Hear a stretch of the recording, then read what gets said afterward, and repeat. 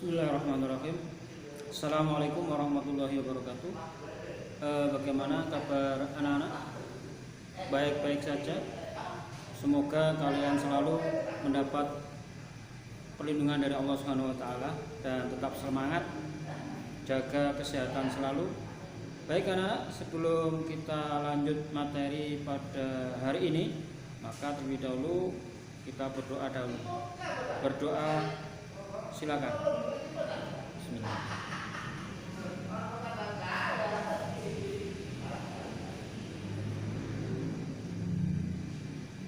Berdoa selesai. Anak-anak, pada pagi hari ini Bapak akan menjelaskan materi tentang pluralitas masyarakat Indonesia.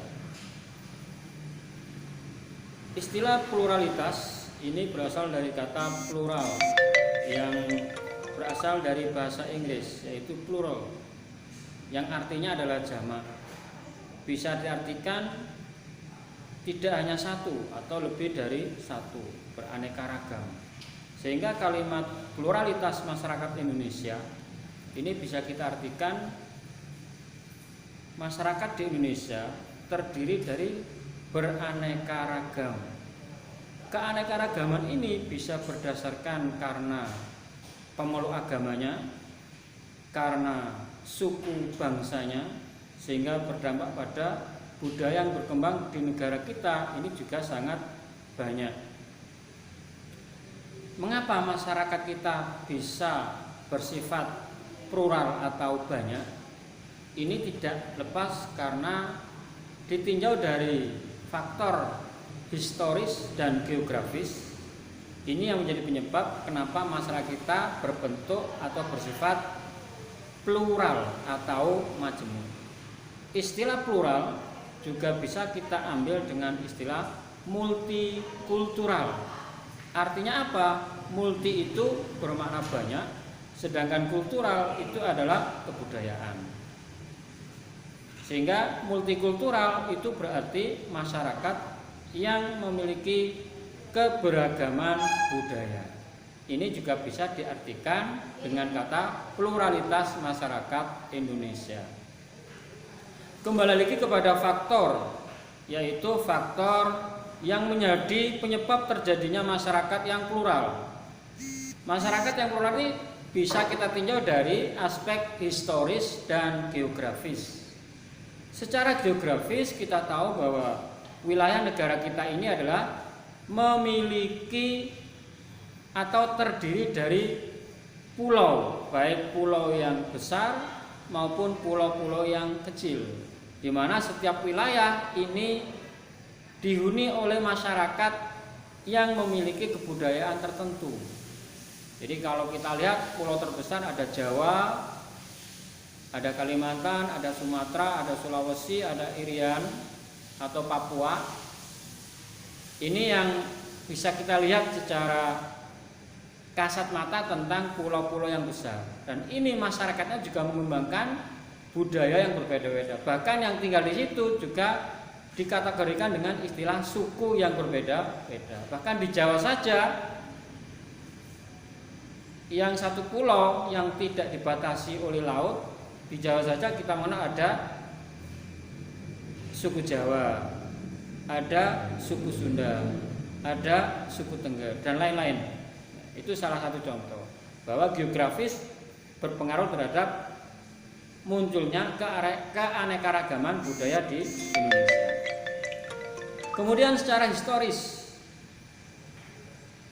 tinjauan secara historis ini berdampak pada muncul dan berkembangnya agama di Indonesia, baik agama Islam, agama Hindu-Buddha, agama Kristen, dan agama Konghucu. Ini adalah karena secara historis dulu ada peristiwa-peristiwa yang masuk ke negara kita. Salah satu pengaruhnya adalah berkembangnya agama di Indonesia, sehingga sekarang di Indonesia banyak berkembang agama-agama yang berbeda, pemeluk yang berbeda. Kita berharap dengan keanekaragaman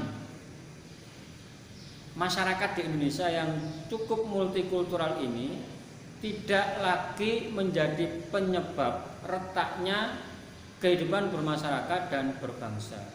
Kita berharap masyarakat yang multikultural ini justru bisa menjadi penguat, pengikat agar kita bisa menjadi negara dan bangsa yang kuat, yaitu mendahulukan nilai-nilai nasional, nilai-nilai persatuan.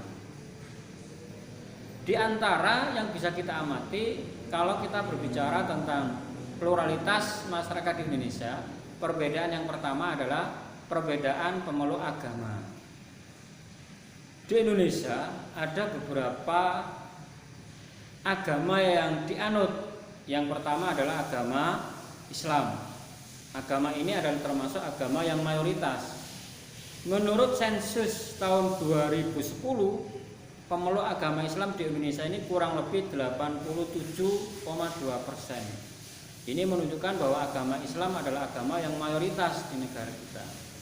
Sehingga tidak heran kalau sangat mewarnai, tetapi kita sebagai mayoritas kita tidak boleh bertindak sewenang-wenang sehingga bisa merugikan kelompok yang minoritas. Islam sendiri berkembang tinjauan dari sejarah kurang lebih abad ke-7, yang itu dibawa oleh pedagang dari Gujarat dan dari Asia Timur. Ada beberapa hari besar yang ada di umat Islam. Ada Maulid Nabi, ada hari raya Idul Fitri, ada hari raya Idul Kurban. Setiap pemeluk agama pasti menganjurkan umatnya untuk beribadah dengan taat dan menghargai dan menghormati pemeluk agama lain. Agama yang lainnya adalah agama Kristen, baik Protestan maupun Katolik. Agama ini muncul seiring dengan masuknya bangsa Eropa ke Indonesia, kurang lebih abad ke-12. Ketika itu Belanda, Portugis, Spanyol, bahkan Inggris. Belanda membawa agama Protestan, Spanyol, Portugis membawa agama Katolik. Dan perkembangannya ini ada di negara Indonesia bagian timur yang paling banyak. Kemudian ada lagi agama Hindu dan Buddha. Agama Hindu dan Buddha ini termasuk agama yang datang lebih dahulu sebelum Islam dan Kristen. Agama ini secara historis mungkin muncul abad ke-4, agama Hindu dulu, kemudian baru agama Buddha. Kemudian ada lagi agama Konghucu. Ini merupakan agama yang sangat lama sebenarnya, karena seiring dengan masuknya pedagang Cina ke Indonesia, mereka juga mengembangkan budaya dan tradisi di tempat yang disinggahi. Yang terakhir anak-anak, tidak lupa bahwa selain agama-agama yang kita sebutkan tadi, ada juga yang namanya aliran kepercayaan. Di masyarakat kita banyak juga yang masih memegang teguh aliran kepercayaan. Ini juga merupakan agama yang aliran kepercayaan juga perlu kita hormati dan kita beri toleransi. Baik anak-anak, untuk pertemuan pada kali ini saya kira cukup, nanti akan kita sambung lagi. Jadi yang kita bahas kali ini adalah satu, pluralitas masyarakat Indonesia. Salah satu bentuk pluralitas itu adalah keanekaragaman pemeluk agama di Indonesia. Nanti kita lanjut dengan materi yang selanjutnya. Saya kira itu, jangan lupa tetap jaga kesehatan, berdoa, dan tetap semangat. Assalamualaikum warahmatullahi wabarakatuh.